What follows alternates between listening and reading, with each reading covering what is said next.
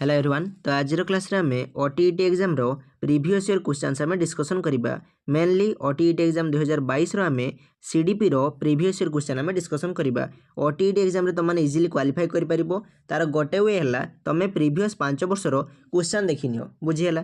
तमे प्रीवियस 5 वर्ष रो क्वेश्चन देखि देले तमे ओटीईटी एग्जाम रे सियोरली क्वालिफाई करि परिबो।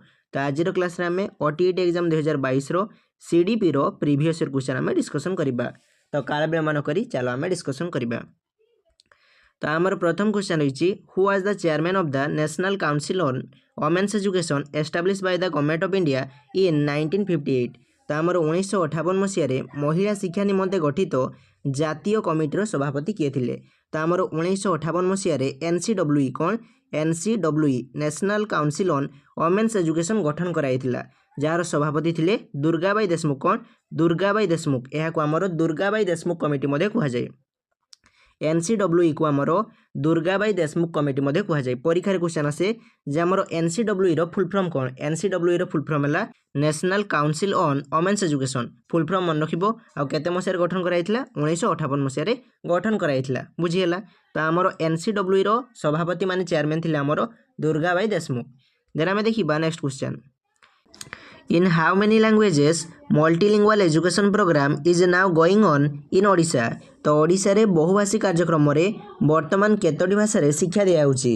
तो आम ओडिशा रे मल्टीलिंगुअल एजुकेशन जहाँ को शॉर्ट रे आमर MLE कुआ जाए ताहा आमर 2006 रु 2007 मसीहा मध्य आमर कार्यकारी होता। यह बहुत इंपोर्टेंट परीक्षा क्वेश्चन आसे जे आम ओडिशा रे मल्टीलिंगुअल एजुकेशन केबे आरंभ होइतिला। तो आम ओडिशा रे बहुभाषी शिक्षा आमर 2006 रु 2007 मसीहा मध्य आमर आरंभ होइतिला। आ वर्तमान ए बहुभाषी कार्यक्रम रे आमर 21 भाषा रे शिक्षा दिया होउची। तो आमर मल्टीलिंगुअल एजुकेशन प्रोग्राम रे वर्तमान आम ओडिशा रे 21 भाषा रे शिक्षा दिया होउची, बुझिएला। ओडिशा रे मल्टीलिंगुअल एजुकेशन 2006 रु 2007 मसीहा मध्य आमर कार्यकारी होइतिला बा आरंभ होइतिला, बुझिएला। देन आमे देखिबा नेक्स्ट क्वेश्चन। तो आमर 3 नंबर क्वेश्चन कहला which of the following J characteristic of continuous and comprehensive evaluation. तो केउटी निरंतर और सामग्रिक मूल्यांकन एक वैशिष्ट्य अटे। कंटिन्यूअस एंड कॉम्प्रिहेंसिव इवैल्यूएशन को शॉर्ट रे आमर CCE कुआ जाए। या को ओडिया रे निरंतर और सामग्रिक मूल्यांकन कुआ जाए। परीक्षा केमिति हेबो ना आमर निरंतर हेबो कंटिन्यूअस वे रे हेबो आ सामग्रिक मूल्यांकन हेबो माने पिलार होलिस्टिक इवैल्यूएशन हेबो। पिलार करिकुलर आ को करिकुलर एक्टिविटी रो आमर मूल्यांकन हेबो। तो केउटी गोटे कंटिन्यूअस एंड कॉम्प्रिहेंसिव इवैल्यूएशन गोटे कैरेक्टरिस्टिक अटे। ऑप्शन रही आमर अधिक परीक्षा जो शिक्षार्थी भाराक्रांत हो जाए। केबे भी कंटिन्यूअस एंड कॉम्प्रिहेंसिव इवैल्यूएशन द्वारा पिला आमर भाराक्रांत हुए नहीं, तेणु यह आमर आंसर हेबो नहीं। ऑप्शन बी कहला यह परीक्षा भय कमेबारे सहायता करे।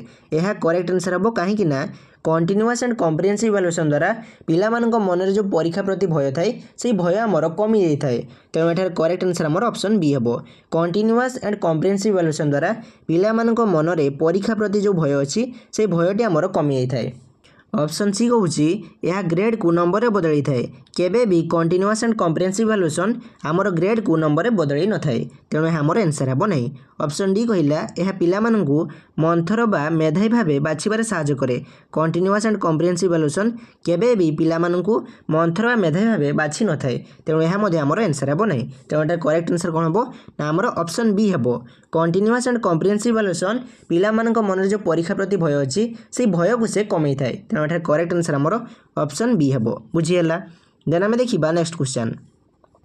तो आमर 4 नंबर क्वेश्चन कहला which of the following statement is true about hearing impaired student. तो निम्नलिखित मध्यरु केउ उक्तिटी श्रवण बाधित शिक्षार्थी मानक पई ठीक। श्रवण बाधित शिक्षार्थी माने जो माने सुनी पारंती नै सेमानक पई को उक्तिटी ठीक अटे। ऑप्शन ए कहला श्रवण बाधित पिलांकु श्रेणी रे झरका निकट रे बसेबा दरकार। केबे भी श्रवण बाधित पिलांकु श्रेणी रे झरका निकट रे बसेबो नै, काहेकि ना आमर श्रवण बाधित पिला श्रेणी रे शिक्षक जहाँ कहउछंती ताकू से भल भाबरे सुनी पारुनी। जदि से झरका पाखरे बसिबो तेबे बाहर साउंड मध्ये ताकू सुना जिवो, जहाँ फल से टिके भी बुझी पारिबो नाही। तेणु श्रवण बाधित पिलांकु केबे भी श्रेणी रे झरका पाखरे बसेबो नाही। ऑप्शन बी कहला सेमानक सहित वार्तालाप पई साधारण शिक्षक सांकेतिक भाषा शिखिबा आवश्यक। यह करेक्ट आंसर हेबो काहेकि ना जड़े शिक्षक श्रवण बाधित पिलांक सहित कथा हेबा पई वार्तालाप करिया पई साइन लैंग्वेज माने सांकेतिक भाषा को शिखिबा आवश्यक, तेणु यह आमर करेक्ट आंसर हेबो, बुझिएला। ऑप्शन सी कहूँ से साधारण पिलांक सह मिसी दलगत कार्य करने को भल पाती। केबे भी श्रवण बाधित पिला साधारण पिलांक सह दल मिसी काम करने को पसंद करती नहीं। कहीं साधारण पिला माने श्रवण बाधित पिलांको काला बोली चिड़ाती। जेहेतु साधारण पिला चिड़ाती तेणु श्रवण बाधित पिला माने साधारण पिलांक सह दल मिसी काम करने को पसंद करती नहीं। किंतु मन रखिबो केबे भी साधारण पिला माने श्रवण बाधित पिलांकु चिड़ेबा कथा नुहे। मन रखिबो। ऑप्शन डी कहिला सेमानंकु कथा कहिबा शिखेबा उचित नुहे। यह आमर केबे भी आंसर हम नहीं। कहीं आम श्रवण बाधित पिलांकु कथा कहिबा शिखेबा। बुझीगला। तेणु एठारे ऑप्शन सी और ऑप्शन डी दुईटा हेबो नहीं और ऑप्शन ए मधे हेबोनी। तेणु एठारे करेक्ट आंसर कौन हेबो ना आमर ऑप्शन बी हेबो। तो श्रवण बाधित पिलांक सह वार्तालाप करिया पई साधारण शिक्षक सांकेतिक भाषा शिखिबा आवश्यक। तो आमर टीचर कौन करिवे ना साइन लैंग्वेज को शिखिबे। बुझीगला। तेणु एठारे करेक्ट आंसर आमर ऑप्शन बी हेबो। देन आमे देखिबा नेक्स्ट क्वेश्चन। तो आमर 5 नंबर क्वेश्चन कहिला the information about a learner what he or she can do in future could be known from which type of test. जड़े शिक्षार्थी भविष्य में कौन करिपरिबो ताहार सूचना केउ परीक्षण मिली थाए। ऑप्शन होइछ आमर achievement test, aptitude test, standardise test, teacher made test. तो यार करेक्ट आंसर है ऑप्शन बी एप्टीट्यूड टेस्ट। जड़े शिक्षार्थी भविष्य में कौन करिपरिबो ताहार सूचना आमको एप्टीट्यूड टेस्ट मिली थाए। एप्टीट्यूड टेस्ट कौन हुए ना आम गोटे शिक्षार्थीर पोटेंशियल और एबिलिटी को आम मापी था। परीक्षा एमती क्वेश्चन आसपे जे जड़े शिक्षार्थीर पोटेंशियल बा एबिलिटी को मापियापाई आम क्यों परीक्षण करें। तो गोटे पिलार एबिलिटी किंबा पोटेंशियल को मापियापाई आम एप्टीट्यूड टेस्ट करें। बुझीगला। सेमिति अचीवमेंट टेस्ट कौन हुए ना गोटे विषय पढ़ी सारा पिला आमर कौन शिखिला ताहा जानियापाई आम अचीवमेंट टेस्ट करें। मन रखिबो परीक्षा क्वेश्चन आसिबो जे गोटे विषय आम पढ़ी सारा पिला कौन शिखिला ताहा जानियापाई आम कौ टेस्ट करें ताहा जानियापाई आम अचीवमेंट टेस्ट करें। बुझीगला। स्टैंडर्डाइज टेस्ट कौन हुए ना आमर एनसीईआरटी और सीबीएसई जो क्वेश्चन पैटर्न देइछंती बा एग्जाम पैटर्न देइछंती सेही पैटर्न आधार रे आमर क्वेश्चन तैयारी करा जाए और परीक्षा करा जाए। टीचर मेड टेस्ट कौन हुए ना जड़े शिक्षक पिला मानकर आग्रह को देखि क्वेश्चन तैयारी करंती और परीक्षा करंती। बुझीगला। तो जड़े शिक्षार्थी भविष्य में कौन करिपरिबो ताहार सूचना आमको एप्टीट्यूड टेस्ट मिली थाए। आउ ये टेस्ट गुड़ार ओडिया ना बहुत डिफिकल्ट ताहाको तुम मन रखिपारिबो नहीं। तेणु तुमने इंग्राजी ना को मन रखिबो। बुझीगला। तो जड़े शिक्षार्थी भविष्य में कौन करिपरिबो ताहार सूचना आमको एप्टीट्यूड टेस्ट मिली थाए। देन आमे देखिबा next question. To identify which type of educational weakness achievement test is essential. केउं प्रकार शिक्षागत दुर्बलता निर्णय करिबारे कृतित्व परिमापन परीक्षा प्रयोज्य। ऑप्शन होइछि भावात्मक अप्रतियोजन, पठन क्षमता, अपराध प्रवणता, उपरोक्त समस्त। तो यार करेक्ट आंसर है आमर ऑप्शन डी। आ मन रखिबो आमर ओटीईटी एग्जाम रे जो जगार उपरोक्त समस्त अच्छी से जगह तुम मारिदेव किंतु सबु जगार यह हुए ना किंतु मैक्सिमम केस रे यह देखा जाए जे ऑप्शन जदि आमर उपरोक्त समस्त अच्छी तेबे ताहा आमर करेक्ट आंसर हुए। बुझीगला। देन आमे देखिबा नेक्स्ट क्वेश्चन। तो आमर 7 नंबर क्वेश्चन कहिला which of the following is not a demerit of long answer type question. निम्नलिखित मध्य केउंटी दीर्घ उत्तरमूलक प्रश्नर एक साधारण त्रुटि नुहे। क्वेश्चन को देखिबो त्रुटि नुहे पचारिछि। दीर्घ उत्तरमूलक प्रश्नर केउंटी गोटे त्रुटि नुहे। ऑप्शन रही आमर केतेक निर्दिष्ट विषय चयन कर पढ़िले परीक्षा भल नंबर मिले। यह ठीक कथा। दीर्घ उत्तरमूलक प्रश्न कौन हुए आम किसी विषय को बाछि दू से विषय को पढ़ी चली जाऊ आ परीक्षा आम से क्वेश्चन आसिले यात्रा लिखि था। तेणु यह होउछि दीर्घ उत्तरमूलक प्रश्न गोटे त्रुटि। प्रश्न पचारि केउंटी त्रुटि नुहे यह गोटे हूँ आमर त्रुटि। तेणु यह आमर आंसर हेबो नहीं। ऑप्शन बी कहिला लब्धांक गुड़िकर विश्वसनीयता कम होता है माने आमर स्कोर रे रिलायबिलिटी कम थाए। यह ठीक कथा। दीर्घ उत्तरमूलक प्रश्न आमर रिलायबिलिटी कम थाए। तेणु यह आमर आंसर हेबो नहीं। दीर्घ उत्तरमूलक प्रश्न कौन हुए ना आमर शिक्षक तांको इच्छा हिसाब से मार्क दियंती। शिक्षक को भल लगिले शिक्षक बेसी मार्क देबे, तांको खराब लगिले से कम मार्क देबे। माने आमर लॉन्ग टाइप क्वेश्चन रे रिलायबिलिटी आमर न थाए। तेणु यह आमर आंसर हेबो नहीं।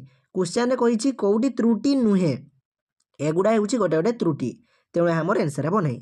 ऑप्शन सी कहिला विभिन्न परीक्षक विभिन्न भाव में मूल्यांकन करती। यह ठीक कथा। यह होउछि गोटे दीर्घ उत्तरमूलक प्रश्नर त्रुटि। शिक्षक तांको इच्छा हिसाब से मूल्यांकन करती। तांको भल लगिले से भल मार्क देबे, बेसी मार्क देबे, तांको खराब लगिले से कम मार्क देबे। तेणु यह आमर आंसर हेबो नहीं। एगुड़ा होउछि गोटे गोटे त्रुटि। ऑप्शन डी कहिला परीक्षार्थीर हस्ताक्षर प्राप्तांक उपरे प्रभाव पकाए नहीं माने शिक्षार्थीर हैंडराइटिंग स्कोर पर कौन से प्रभाव पकाए नहीं। यह ठीक कथा। दीर्घ उत्तरमूलक प्रश्न आमर हैंडराइटिंग देखा जाए ना पिला कौन लिखी ताहा देखा जाए तेणु यह हम आमर करेक्ट आंसर। किंतु किसी शिक्षक अच्छा जो मैंने हैंडराइटिंग देखी मार्क दियंती यह ठीक कथा नुहे। दीर्घ उत्तरमूलक प्रश्न आमर हैंडराइटिंग देखा जाए ना पिला कौन लिखी से जिनसा देखा जाए तेणु यार करेक्ट आंसर आमर ऑप्शन डी हम। तुम्हें टीचर हेले पिलार हैंडराइटिंग देखिबो नहीं पिला कौन लिखी से जिनसा देखिबो हैंडराइटिंग भल लिखी ताहा माने नुहे से भल लिखिथिबो गोटे पिला जार हैंडराइटिंग खराब थिबो से मते भल लिखिपारे बुझीला तो। तेणु आमर दीर्घ उत्तरमूलक प्रश्न रे पिलार हस्ताक्षर देखा जाए नहीं तेणु हस्ताक्षर तार स्कोर उपर कौन से प्रभाव पकाए नहीं एटार करेक्ट आंसर आमर ऑप्शन डी हम। देन आम देखा next question cognitive development among children is result of शिशुर बौद्धिक विकास कहार फलाफल अटे। ऑप्शन रही केवल वंशगत गुण केवल परिवेशर गुरुत्व वंशगत गुण और परिवेशर पारस्परिक क्रिया केवल अर्थनैतिक परिस्थिति। तो यार करेक्ट आंसर है ऑप्शन सी वंशगत गुण और परिवेशर पारस्परिक क्रिया। तो आम जो कॉग्निटिव डेवलपमेंट होइछि ताहा बोथ हेरिडिटी और एनवायरनमेंट दुईटी जिनस उपर निर्भर करे। तेणु गोटे पिलार कॉग्निटिव डेवलपमेंट होउछि result of interaction of heredity and environment माने वंशगत गुण और परिवेशर पारस्परिक क्रिया बुझीगला। तो आमर बौद्धिक विकास उभय वंशगत गुण और परिवेश उपर निर्भर करे। देन आम देखा नेक्स्ट क्वेश्चन तेणु सेटार करेक्ट आंसर कौन हे ऑप्शन सी हम। 9 नंबर क्वेश्चन कहला a modification of an individual's behaviour through experience and training is thought of अभिज्ञता और प्रशिक्षण द्वारा आचरणगत परिवर्तन ही शिक्षण यह कांकर मत।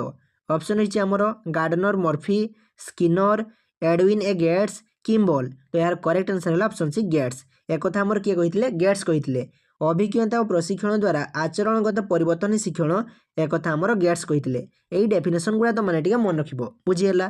देन आम देखा नेक्स्ट क्वेश्चन तो आमर 10 नंबर क्वेश्चन कहला जड़े शिक्षक किपर सृजनशील चिंतन वृद्धि करें माने जड़े शिक्षक शिक्षार्थी मानक मध्य केमिति क्रिएटिव थिंकिंग को वृद्धि करें। ऑप्शन रही आमर शिक्षार्थी मानक ऊपर अनवरत नजर रखिथिबे यह आमर आंसर हेबो नाही। ऑप्शन बी कहला प्रति शिक्षार्थी मानक ठारू अति कम रे सर्वश्रेष्ठता आशा करुथिबे यह मध्य आंसर हेबोनी कहीं शिक्षक आमर सर्वश्रेष्ठतार आशा करिवे नाही। देन आमर ऑप्शन सी कहला शिक्षार्थी मानक पई कष्टसाध्य कार्यक्रम स्थिर करेंगे और यह पालन करने दृढ़ पदक्षेप ग्रहण करेंगे यह आमर आंसर हे ना कहीं शिक्षक केबे भी दृढ़ पदक्षेप माने रिजिड डायरेक्शन को फॉलो करेंगे ना तेणु यह आमर आंसर हे ना तेणु यहाँ करेक्ट आंसर आमर ऑप्शन डी हम। तो शिक्षक कौन करेंगे शिक्षार्थी मानक पई विभिन्न उपाय व्यवहार कर सुजोग सृष्टि करेंगे। शिक्षक आमर पिला मानकु विभिन्न प्रकार अपॉर्चुनिटी प्रोवाइड करेंगे आउ डिफरेंट वे रे शिक्षक डिफरेंट वे रे पिला मानकु विभिन्न प्रकार अपॉर्चुनिटी प्रोवाइड करेंगे जहाँफल कौन हम ना शिक्षार्थी मानकर क्रिएटिव थिंकिंग डेभलप हो पार बुझीगला। तो यहाँ करेक्ट आंसर आमर ऑप्शन डी हम। तो जड़े शिक्षक पिला मानकर सृजनशील चिंतन वृद्धि करने से विभिन्न प्रकार उपाय व्यवहार कर सुजोग सृष्टि करेंगे। देन आम देखा नेक्स्ट क्वेश्चन तो आमर 11 नंबर क्वेश्चन कहला the following which can not be a part of continuous and comprehensive evaluation निम्नस्थ मध्य केउटी निरंतर और सामग्रिक मूल्यांकन एक अंश हो पारिबो नहीं माने कंटीन्यूअस एंड कॉम्प्रिहेंसिव इवैल्यूएशन केउटी गोटे पार्ट नुहे। ऑप्शन रही आमर cumulative records assignment parent teacher meeting anecdotal record. तो यार correct answer option C parent teacher meeting. तो पेरेंट टीचर मीटिंग आमर कंटीन्यूअस एंड कॉम्प्रिहेंसिव इवैल्यूएशन गोटे पार्ट नुहे। Cumulative records assignment anecdotal record एगुड़ा है कंटीन्यूअस एंड कॉम्प्रिहेंसिव इवैल्यूएशन गोटे गोटे पार्ट। कुमुलेटिव रेकॉर्ड कौन हुए ना गोटे पिलार क्लास रो सबु जिनस को लिखा जाए गोटे पिला क्लास रे केते मार्क रखुची क्लास रे केमिति बिहेवियर देखौची क्लास रे तार एटीट्यूड केमिति एई सब जिनस को आमर कुमुलेटिव रेकॉर्ड आमर लिखा जाय थाए। एनेक्डोटल रेकॉर्ड रे गोटे पिलार ऑल डिटेल को सामराइज वर्जन रे आमर लिखा जाय थाए गोटे पिला क्लास भितरे किंबा क्लास बाहर कौन करुची ताकू सामराइज रे आमर एनेक्डोटल रेकॉर्ड रे लिखा जाय थाए। आ गोटे जिनस मन रखिबो आम स्कूल जो कार्यक्रम होउची से कार्यक्रम रे पिला केमिति पार्टिसिपेट करुची पिलार बिहेवियर कौन थिला ताकू सामराइज वर्जन रे आमर एनेक्डोटल रेकॉर्ड लिखा जाय थाए बुझीगला। तो आमर parent teacher meeting continuous and comprehensive evaluation गोटे पार्ट नुहे। देन आम देखा next question for better learning which type of environment should be provided to children उत्तम शिक्षण पई पिला मानकु केउ प्रकार श्रेणी परिवेश रो व्यवस्था करबा उचित। ऑप्शन रही ଯେଉଁଠାରେ ସେମାନେ ଅଧିକ ଖେଳକୁଦ କରିବା ପାଇଁ ସୁଯୋଗ ପାଇବେ ଯେଉଁଠାରେ ସେମାନଙ୍କର ଅଭିଜ୍ଞତା ଓ ଭାବନାକୁ ଉଚିତ ସ୍ଥାନ ମିଳିବ ଯେଉଁଠାରେ ସେମାନଙ୍କୁ ଅଧିକ ସାଙ୍ଗସାଥି ମିଳିବେ ଯେଉଁଠାରେ କଠୋର ଶୃଙ୍ଖଳା ଗ୍ରହଣ କରାଯାଉଥିବ। ତ ଏଠାରେ କରେକ୍ଟ ଆନ୍ସର ହେବ ଆମର ଅପସନ୍ ବି। ଯେଉଁଠାରେ ସେମାନଙ୍କର ଅଭିଜ୍ଞତା ଓ ଭାବନାକୁ ଉଚିତ ସ୍ଥାନ ମିଳୁଥିବ। ତ ପିଲାମାନଙ୍କର ଉତ୍ତମ ଶିକ୍ଷଣ ପାଇଁ ଆମେ ଏମିତି ପରିବେଶ ଯୋଗାଇ ଦେବା ଯେଉଁଠାରେ ସେମାନଙ୍କର ଅଭିଜ୍ଞତା ଓ ଭାବନାକୁ ଉଚିତ ସ୍ଥାନ ମିଳୁଥିବ। ଦେନ୍ ଆମେ ଦେଖିବା ନେକ୍ସଟ କ୍ୱେଶ୍ଚନ୍। ତ ଆମର 13 ନମ୍ବର କ୍ୱେଶ୍ଚନ୍ କହିଲା ଆଦିବାସୀ ଅଞ୍ଚଳର ପିଲାମାନଙ୍କୁ ତଥା ଗୋଷ୍ଠୀର ସଦସ୍ୟମାନଙ୍କୁ ବିଦ୍ୟାଳୟ ଅଭିମୁଖୀ କରିବା ନିମନ୍ତେ ସୃଜନ ପକ୍ଷରୁ କେଉଁ ସବୁ କାର୍ଯ୍ୟକ୍ରମ କରାଯାଇଥାଏ। ତ ଏହାର କରେକ୍ଟ ଆନ୍ସର ହେଲା ଅପସନ୍ ବି ଗୀତ ବାଦ୍ୟ ନୃତ୍ୟ ଉତ୍ସବ। ତ ଆଦିବାସୀ ଅଞ୍ଚଳର ପିଲାମାନଙ୍କୁ ତଥା ଗୋଷ୍ଠୀର ସଦସ୍ୟମାନଙ୍କୁ ବିଦ୍ୟାଳୟ ଅଭିମୁଖୀ କରିବା ନିମନ୍ତେ ସୃଜନ ପକ୍ଷରୁ ଗୀତ ବାଦ୍ୟ ନୃତ୍ୟ ଉତ୍ସବ କାର୍ଯ୍ୟକ୍ରମ କରାଯାଇଥାଏ। ବୁଝିହେଲା। ତେଣୁ ଆମେ ଦେଖିବା ନେକ୍ସଟ କ୍ୱେଶ୍ଚନ୍। ନିମ୍ନସ୍ଥ କେଉଁ ଉକ୍ତିଟି ସତ୍ୟ ଅଟେ? Which of the following statement is true? Option ହେଇଛି ବହୁଭାଷୀ ଶିକ୍ଷା ବ୍ୟବସ୍ଥା ଶିକ୍ଷଣର ଅଗ୍ରଗତି ପାଇଁ ସହାୟକ। এই ଉକ୍ତିଟି ସତ୍ୟ ଅଟେ, ମାନେ এই ଷ୍ଟେଟମେଣ୍ଟ ଆମର ଟ୍ରୁ ଅଟେ। ତେଣୁ ଏଠାରେ କରେକ୍ଟ ଆନ୍ସର ଆମର ଅପସନ୍ ଏ ହେବ। ଅପସନ୍ ବି କହୁଛି ଶିକ୍ଷାର୍ଥୀ ଏକ ସମୟରେ 2ରୁ ଅଧିକ ଭାଷା ଶିଖିପାରେ ନାହିଁ। এই ଷ୍ଟେଟମେଣ୍ଟଟି ଆମର ଭୁଲ ଅଟେ। କାହିଁକି ନା ଗୋଟେ ପିଲା ଗୋଟେ ସମୟରେ 2ରୁ ଅଧିକ ଭାଷା ମଧ୍ୟ ଶିଖିପାରେ। ଅପସନ୍ ସି କହିଲା ବିଶେଷ ବର୍ଗର ଶିକ୍ଷାର୍ଥୀଙ୍କ ମଧ୍ୟରେ କେବଳ ଅନୁସୂଚିତ ଜାତି ଓ ଜନଜାତିର ପିଲା ଅନ୍ତର୍ଭୁକ୍ତ। এই ଉକ୍ତିଟି ସତ୍ୟ ନୁହେଁ। କାହିଁକି ନା ଆମର ସ୍ପେଶାଲ କ୍ୟାଟେଗୋରୀରେ ST SCଙ୍କୁ ଛାଡ଼ି EWS OBC ଆଉ ଯେଉଁ ମାଇନରିଟି କାଷ୍ଟ ରହିଛି ଯେମିତି ମାଙ୍କେଡ଼ିଆ ଲଧା ଏହିସବୁ ଜିନିଷକୁ ଆମର ଇନକ୍ଲୁଡ଼ କରାଯାଏ। ତେଣୁ এই ଉକ୍ତିଟି ଆମର ସତ୍ୟ ନୁହେଁ।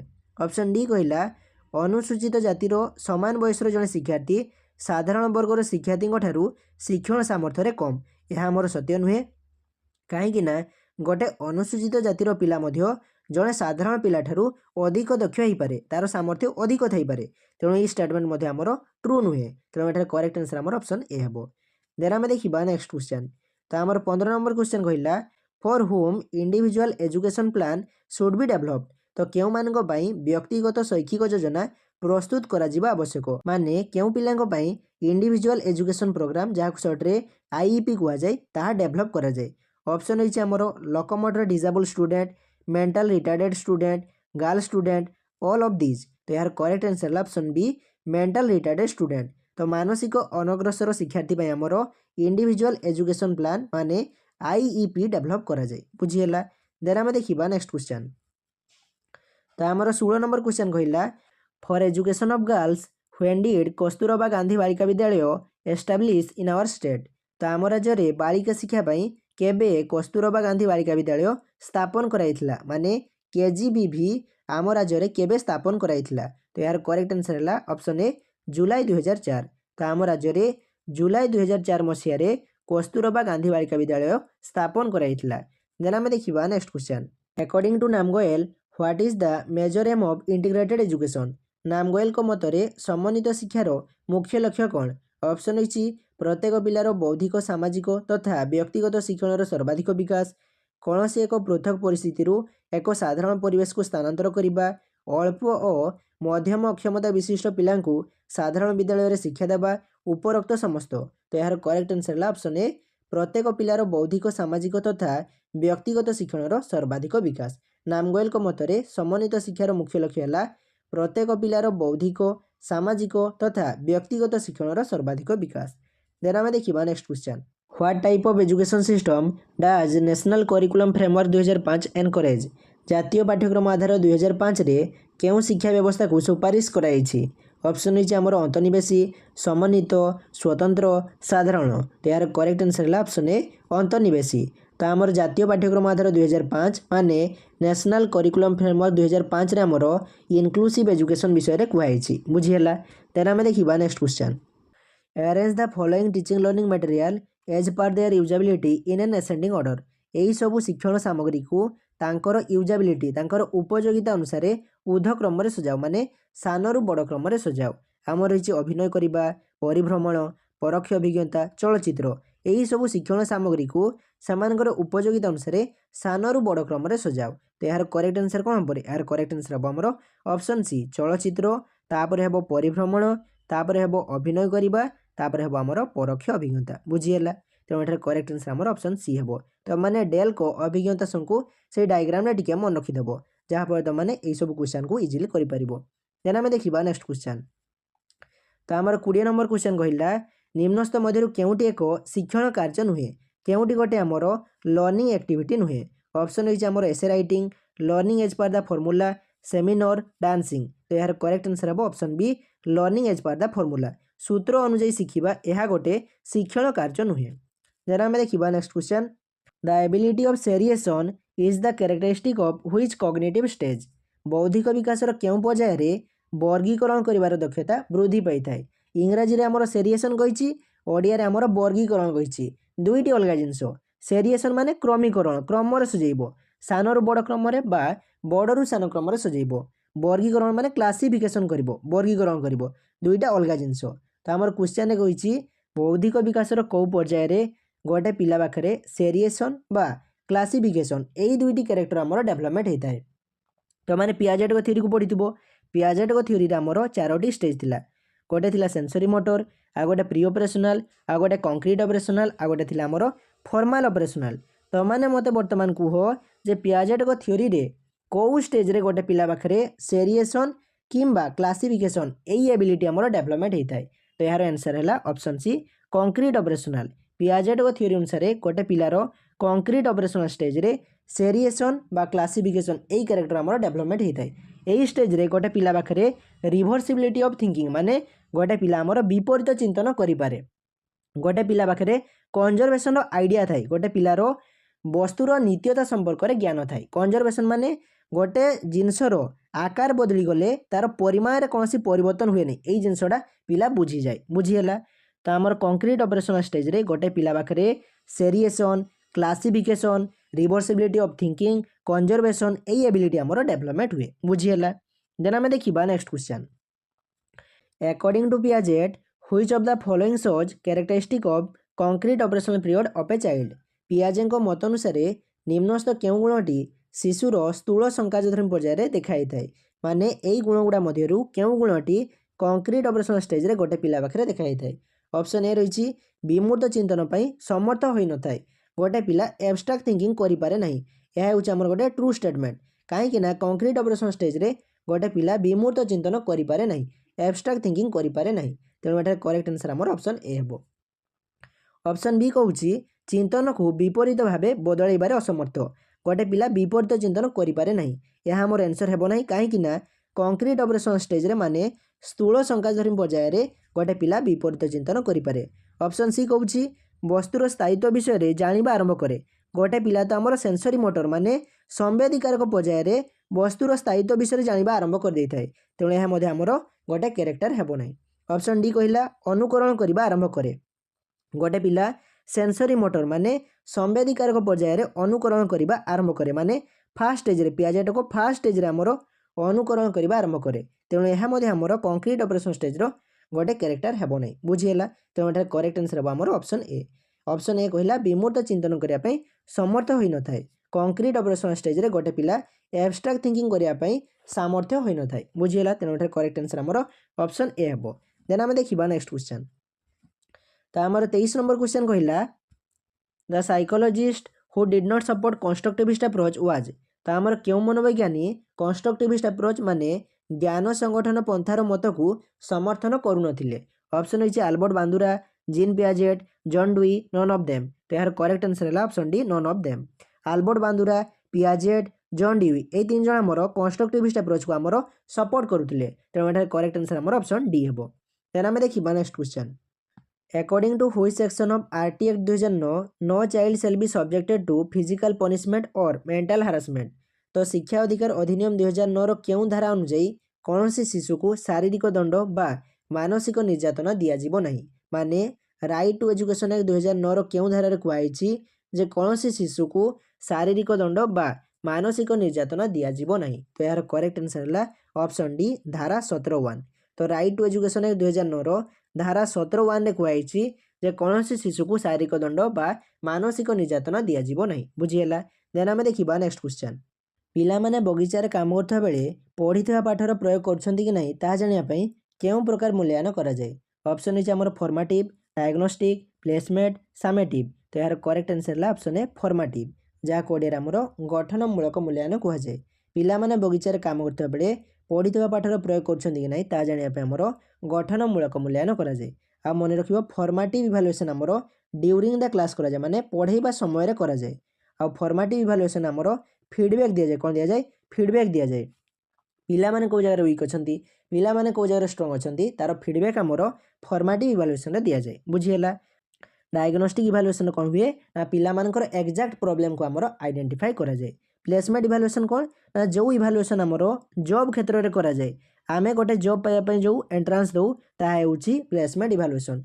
तमे जो सिटी एंट्रेंस देई सिटी पाइछो ता हेउची गोटे प्लेसमेंट इवैल्यूएशन। तमे जो बीएड एंट्रेंस देई बीएड पाइछो ता हेउची गोटे प्लेसमेंट इवैल्यूएशन।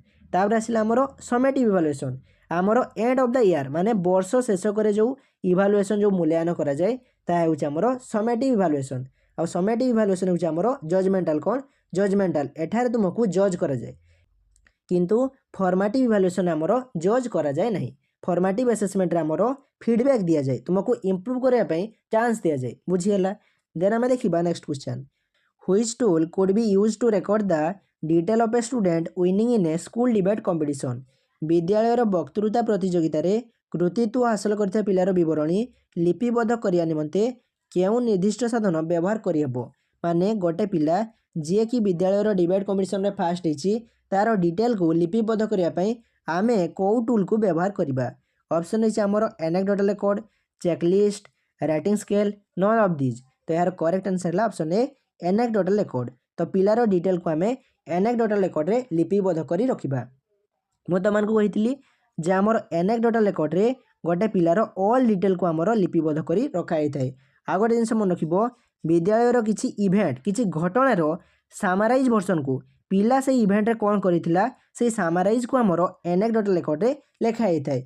हमर स्कूल रे डिबेट कंपटीशन हितला डिबेट कंपटीशन रे गोटे पिला कोन करिथिला एई पिलाटी हमर फास्ट हितला एई डिटेल को हमर कोठी लेखा जिवो ना हमर एनेक्डोटल रिकॉर्ड रे लेखा जिवो मन रखिबो। स्कूल रो गोटे इवेंट रो सामाराइज को गोटे पिलार सामाराइज को हमर एनेक्डोटल रिकॉर्ड रे लेखा जिवो। चेकलिस्ट कौन हुए ना हमर येस नो रे लेखा जाए गोटे पिला परीक्षा रे भलो कला कि खराब कला ताकू येस नो रे लेखा जिवो टिक चिन्ह मारा जिवो।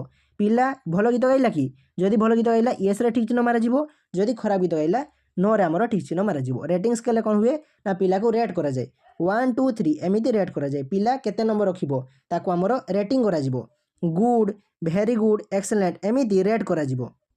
गोटे पिला आमर भल गीत गाइला केमिति गीत गाइला ताकू आमर रेटिंग करा जिवो टिके भल गाइले गुड दिया जिवो आउ टिके भल गाइले भेरी गुड दिया जिवो जदि बहुत बढ़िया गाइला ताकू आमर एक्सेलेंट एमिति रेटिंग करा जिवो बुझी हला।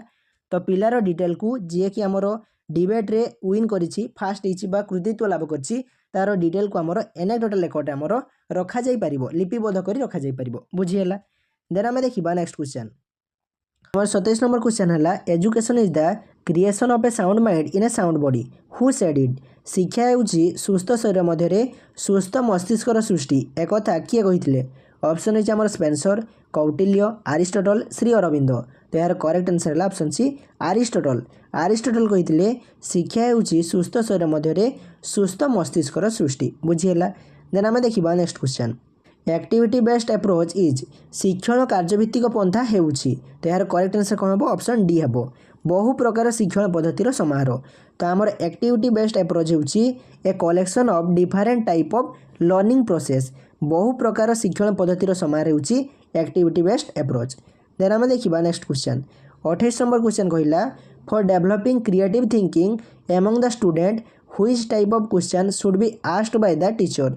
शिक्षार्थी मान मध्य सृजनात्मक चिंतन वृद्धि करने शिक्षक किभली प्रश्न पचारिबा उचित। तो यार करेक्ट आंसर है option A open ended and subjective question.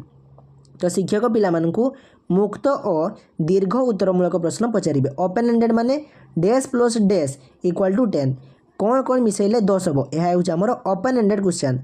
जदि मु पिला मान कहीदेवी 2 इंटू डैश समान 6 तो यह हम कौन यह हम आमर गोटे क्लोज एंडेड क्वेश्चन। एथिरे कौन हम पिला 3 ही लिखिबो गोटे आंसर आसीबो किंतु एई जगह dash plus dash equal to 10 एई जगह आमर मल्टीपल आंसर आसीबो।